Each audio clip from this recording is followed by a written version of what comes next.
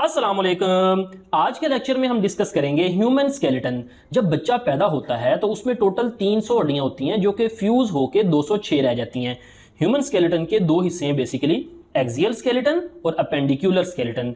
Axial लफ्ज axis से है, तो बॉडी का जो मेन एक्सिस है वो skull, vertebral column, rib cage और रिब केज के सामने स्टर्नम बोन, ये एक्सियल स्केलेटन में शामिल होगी हड्डियां। जबकि अपेंडिकुलर लफ्ज अपेंडिज से है। अपेंडिज कहते हैं मेन बॉडी से बाहर निकले हुए हिस्से। तो इसमें एक तो पेक्टोरल गिडल यानी कंधे की हड्डी और फोर लिम्स उसके साथ जुड़ी बाजू, इसी तरह पेल्विक गिडल यानी कूल्हे की हड्डी और उसके साथ जुड़ी हाइंड लिम्ब यानी टांगे। तो ये अपेंडिकुलर स्केलेटन आ जाएगा। पहले बात करते हैं एक्सियल स्केलेटन की, जिसमें 80 हड्डियां होती हैं। इसका पहला हिस्सा है स्कल यानी खोपड़ी, इसमें 22 हड्डियां होती हैं। उस 22 में से 8 क्रेनियम होती हैं, 14 फेशियल होती हैं। क्रेनियम ये खोपड़ी के पीछे वाला हिस्सा बना रही हैं और फेशियल ये फ्रंट वाला। 8 क्रेनियम में से 2 पेड हैं यानी जोड़ा बनाती हैं, जबकि 4 अनपेड हैं। इसी तरह 14 फेशियल में से 6 पेड होती हैं और 2 अनपेड। 6 पेड हैं तो 6 6 12 और 2 14। इनको याद करने का ये एक फार्मूला है, निमोनिक्स है, इसको बड़ा इंटरेस्टिंग है। पहले आपने इसी तरह लिखना है क्रेनियम की पेड फिर अनपेड, फेशियल की पेड और फिर अनपेड। ये है जी PTI फोज, पाकिस्तान तरीके इंसाफ फोज, क्योंकि ये फ्यूज हो चुकी है आज के दौर में। इसी तरह PMLN is, Pakistan Muslim league Noon is move, इस वक्त नवाज शरीफ और शहबाज शरीफ दोनों मुल्क से बाहर हैं, मूव कर चुके हैं लंदन में। तो इस तरह से आपने याद रखना है। ये आई को ब्रैकेट में लिखना है क्योंकि इसका कोई मतलब नहीं है। P यानी ये जो क्रेनियम की पेड बोन है, पेराइटल और टेम्पोरल। अनपेड है जी F से फ्रंटल, O ऑक्सीपिटल, S फिनाइड और E एथमाइड। इसी तरह जो फेशियल की 6 पेड बोन है, इसमें P palatine, M mandible, L lacrimal, N nasal, I inferior concha और Z जाइगोमेटिक। इसी तरह जो 2 अनपेड हैं उसमें MV मैंडिबल और वूमर शामिल हैं। तो ये टोटल 22 हड्डियां होगी। फिर बात करते हैं वर्टिब्रल कॉलम की, इसमें 33 हड्डियां होती हैं। ये आपको वर्टिब्रल कॉलम नजर आ रहा है। इसमें 4 कर्वेचर्स होते हैं, 4 कर्व होते हैं, ये 1 2 3 4। ये कर्वेचर बेंडिंग यानी आपको आसानी से बेंड होने में हेल्प करते हैं। अगर कर्वेचर ना हो तो आप तो बेंड ही नहीं हो सकते। अब इन हड्डियों के नाम इनकी लोकेशन के लिहाज से हैं। मसलन 7 सर्विकल बोन है जो गर्दन में होती हैं, 12 थोरेसिक बोन है जो कि सीने की जगह पे होती हैं, 5 लंबर बोन है, लंबर कहते हैं पेट वाला एरिया, ये ब्लू कलर में, जबकि 9 पेल्विक बोन होती हैं आखिर में यानी पेल्विस के अंदर। जो 7 सर्विकल बोन है उनमें से पहली 2 एटलस और एक्सिस कहलाती हैं, जो कि हमारे सर को ऊपर नीचे और दाएं बाएं रोटेट करवाती हैं।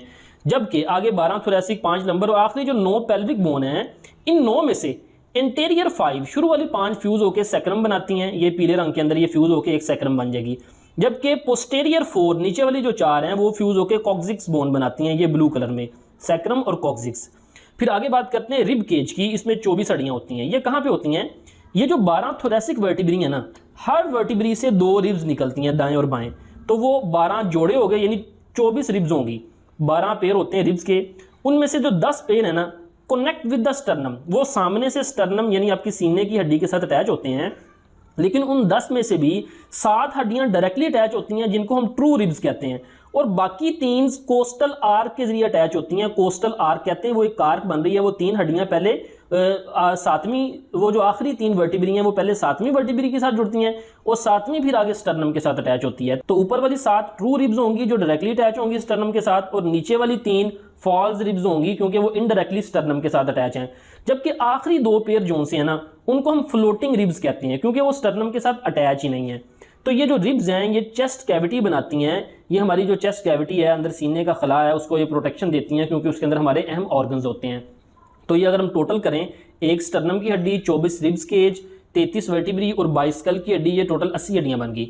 अपेंडिकुलर स्केलेटन की बात करें तो ऊपर वाला हिस्सा पेक्टोरल गिडल और फोर लिम्स।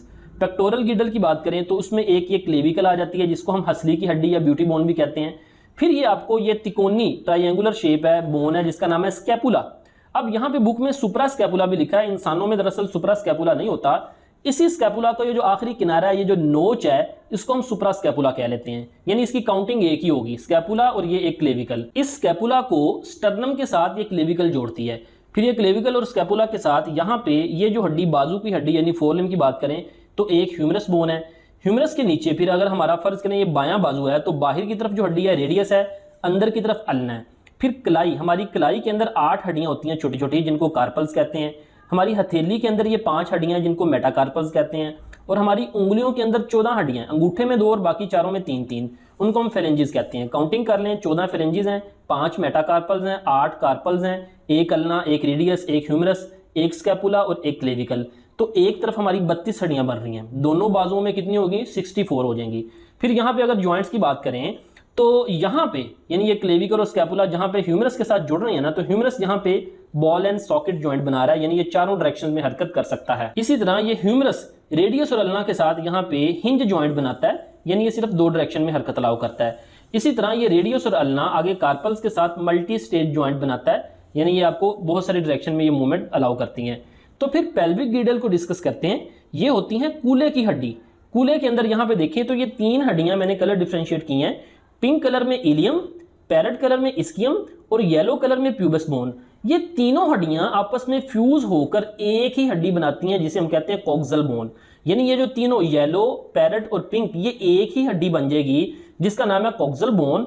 और इस तरफ की कॉक्सल बोन और इस तरफ की कॉक्सल बोन ये फ्रंट से आपस में मिली होंगी, जबकि पीछे से यानी पीछे से ये हिप बोन ये जो है पीछे से यहाँ पे जुड़ी होती है ये पेल्विक बोन के जरिए। ये जो हमने आपको ये वाली पेल्विक बोन दिखाई है जिसमें 9 वर्टिब्री होती हैं, जिसका ऊपर वाला हिस्सा सैक्रम बनाता है और नीचे वाला कॉक्सिक्स। तो ये सैक्रम और कॉक्सिक्स का साइड व्यू है और यहाँ पे देखेंगे फ्रंट व्यू है, सामने से ये इस तरह की होती है हड्डी। फिर अब जहां पे ये तीनों हड्डियां आपस में जुड़ती हैं ना, यहाँ पे एक डिप्रेशन बनता है और इसी जगह पे हमारी टांग की हड्डी यहाँ पे अटैच होती है। जैसा कि यहाँ पे अटैच होगी ये फीमर बोन, जिसको हम थाई बोन भी कहते हैं, हमारे जिस्म की सबसे बड़ी हड्डी होती है। तो फीमर बोन यहाँ पे जो ज्वाइंट बनाती है वो होता है ball and socket joint. Femur bone के नीचे हमारी टांग में अंदर की तरफ जो बड़ी हड्डी है ये टिबिया है और बाहर की तरफ जो छोटी पतली हड्डी है वो फेबुला है। फेबुला के ही यहाँ पे आखिर बड़ा हुआ हिस्सा होता है जो कि हमारा टखना बनाता है। फिर नेक्स्ट यहाँ पे जिस तरह हमारी बाजू में कलाई में कार्पल्स थे, यहाँ पे होते हैं टार्सल्स। कार्पल 8 थे लेकिन टार्सल होते हैं 7। टार्सल के बाद हमारी इसी तरह जिस तरह कलाई की हड्डियां थी, यहाँ पे पाँव पे हड्डियां होती हैं जिनका नाम है मेटाटार्सल्स, वो 5 होते हैं। और इसी तरह पाँव की उंगलियों में भी 14 फ्लेंजेस होती हैं। और यहाँ पे ये एक हड्डी होती है जिसे पेटिला कहते हैं, जिसको नी कैप भी कहते हैं। तो अगर हम टोटल काउंटिंग करें एक तरफ की हड्डियों की 14 फ्लेंजेस, 5 मेटाटार्सल, 7 टार्सल्स, एक टिबिया, एक फेबुला, एक पेटिला, एक फीमर बोन और ये एक ही कॉक्सल बोन। तो एक तरफ की बन जाती हैं 31 हड्डियां, दूसरी तरफ की भी 31, total 62। 62 plus 64 126, 126 plus 80 total 206 bone human skeleton के अंदर मौजूद होती हैं। तो ये था आज का लेक्चर, उम्मीद आपको समझ आई होगी। फीडबैक जरूर दीजिएगा। मिलते हैं नेक्स्ट लेक्चर के साथ। अस्सलामु अलैकुम वरहमतुल्लाहि वबरकातुहू।